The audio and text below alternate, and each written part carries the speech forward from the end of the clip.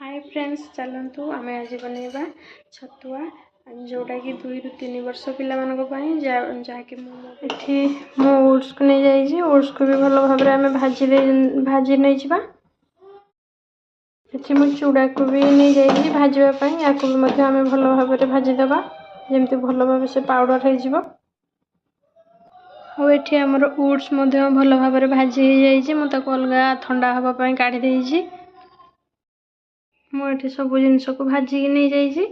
बुटटा मु मार्केट रू आनी भारी भजा बुट आ सब मु कंचा भाजिकी नहीं जाइए। चलतु आम ग्राइंडिंग करवा मुझे फास्ट काजू और आलमंड को ग्राइंडिंग करदेवी जेहेतु एगुड़िक टे गोटा गोटा रहे भलसे हुए फास्ट आपको ही ग्राइंडिंग करदेवी भाव ग्राइंडिंग हो गला रेडी हो गला आमर होममेड छतुआ या आपण मैंने घरे बना केमती लगुच आपण मैंने मत कमेंट मध्यम जनातु रोची बाय।